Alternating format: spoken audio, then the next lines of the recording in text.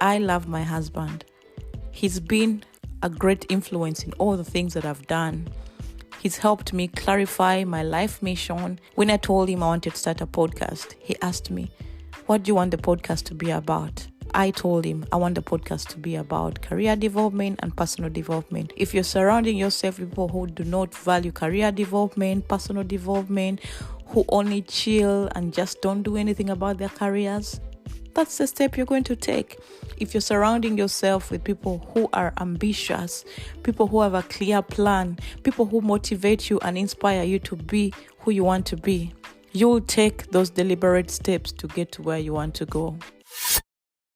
As 2023 comes to an end, this is the best time for you to start preparing yourself for the jobs that you want in 2024. And what better way to do that than getting my blueprint to career clarity? Clients who have used my blueprint to career clarity have reported back with good things.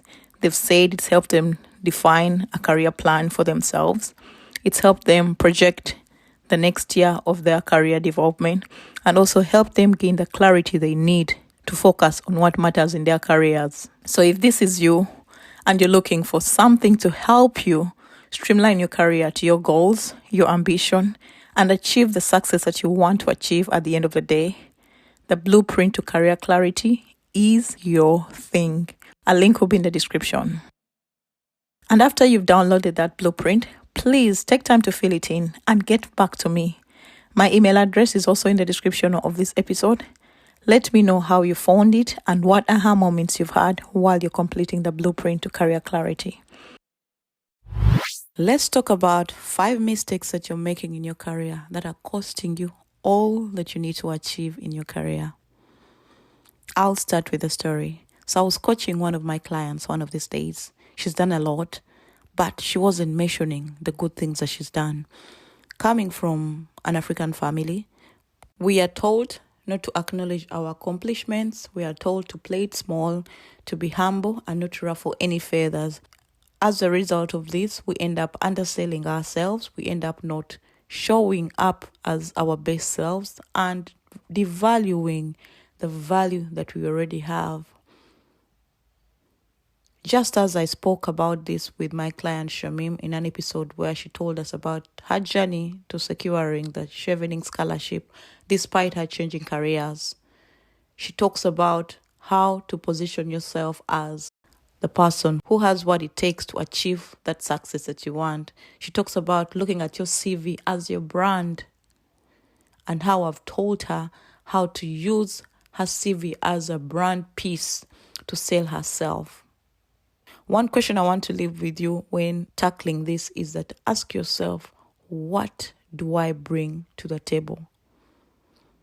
What do I bring in this plight?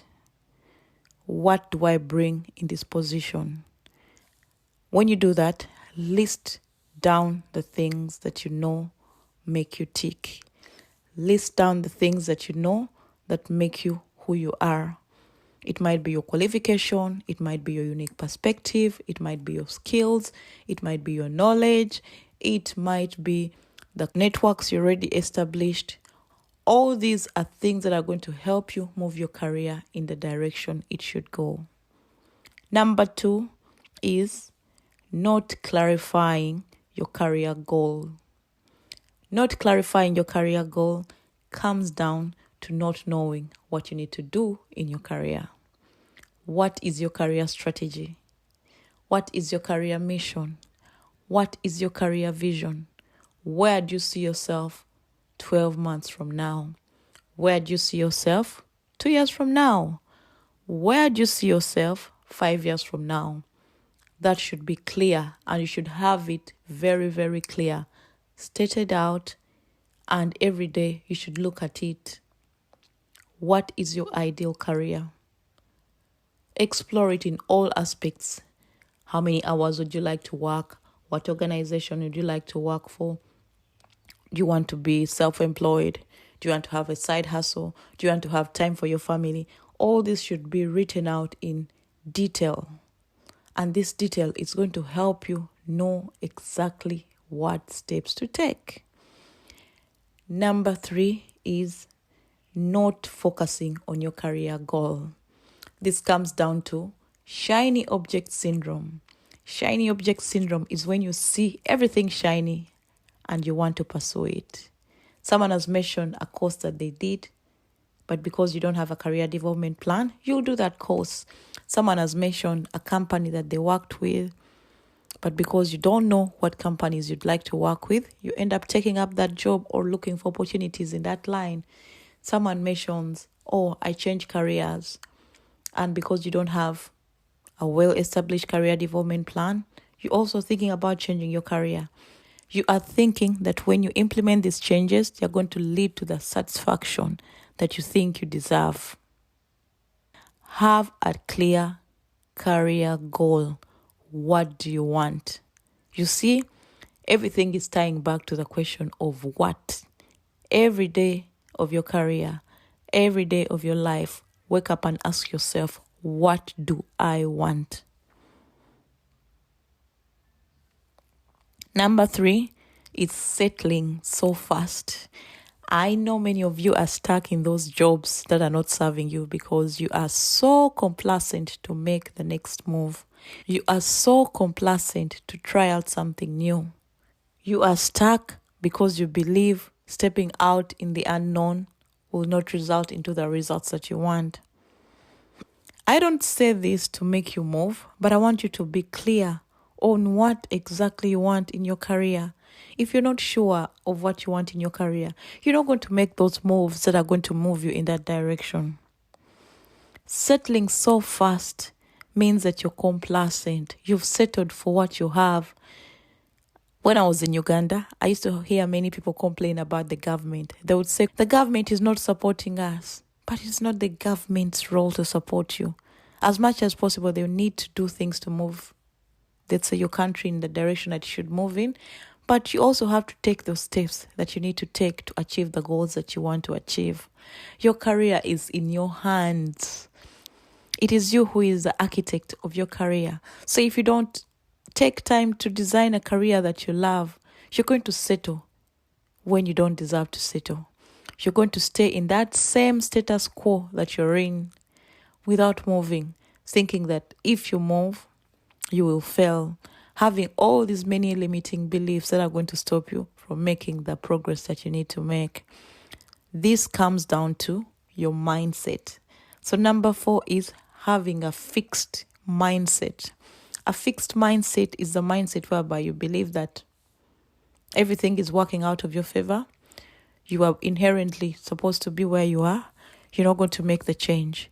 While with a growth mindset, you believe that if you put in the work, you get the results that you deserve. If you network, you find people who will help you move your career in the direction you should move in.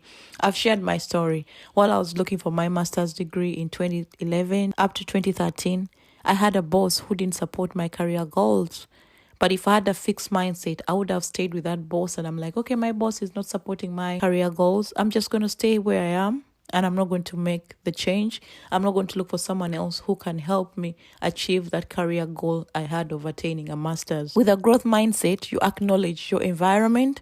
You acknowledge the things that might be missing in your environment, but also devise practical steps that are going to move you in the direction that you want to go. A growth mindset is very important because it facilitates and fosters you to become a better person.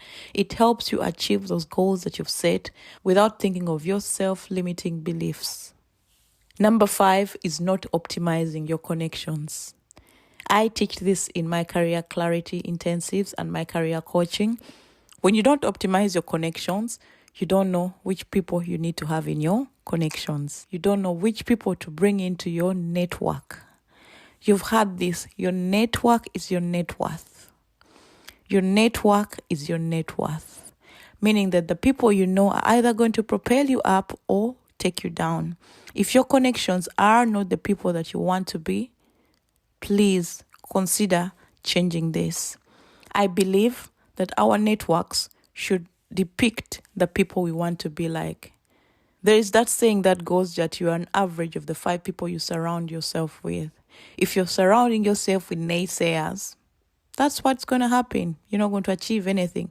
If you're surrounding yourself with people who do not value career development, personal development, who only chill and just don't do anything about their careers, that's the step you're going to take. If you're surrounding yourself with people who are ambitious, people who have a clear plan, people who motivate you and inspire you to be who you want to be, you'll take those deliberate steps to get to where you want to go. If you surround yourself with people who are going to move you ahead, you'll definitely move ahead. So optimize your connections. Before we end 2023, I want to ask you this question. Which people do I have in my circle? How are these people fostering my career advancement? How are these people fostering my personal development? As I wrap up this episode, I'm going to tell you a story. I love my husband. He's been a great influence in all the things that I've done. He's helped me clarify my life mission. He's helped me support me. Ever since I told him I wanted to do a master's, then a PhD, then we could think about having children and settling. He's been with me along that journey. If I didn't have this type of person in my life wouldn't have turned out the way it is. I know people who have their significant others who they've told things that they want to do, and their significant others discourage them. When I told him I wanted to start a podcast, he asked me, what do you want the podcast to be about? I told him I want the podcast to be about career development and personal development, because it's through this career development and personal development that I've become the person I am today. He told me, then go ahead and do that. And each time I have an idea, I pass it to him just to get his opinion about it. Most of the times he supports me and he helps me look at that idea in a very, very objective way.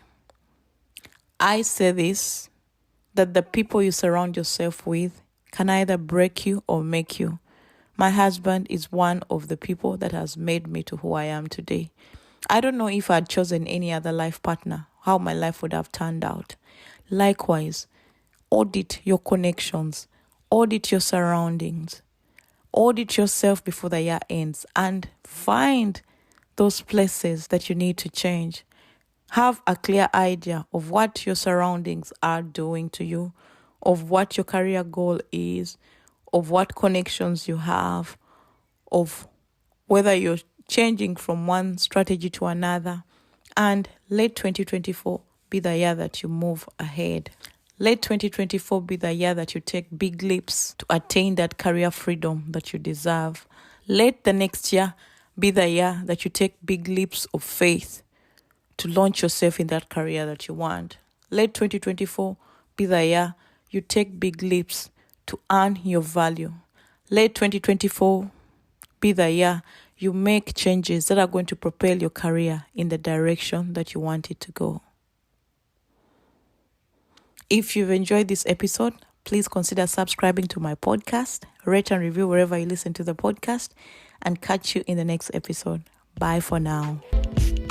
I hope you've learned something from this episode, and if you have, please rate and review wherever you listen to your podcast. Subscribe to this podcast. Share it with your family, friends, and those that you think are interested in career development. Also, follow me on the socials, which is Facebook, Instagram, Twitter, LinkedIn, and Pinterest. The username is theframedsolutions. I can't wait to speak to you in the next episode. Stay blessed. Bye-bye.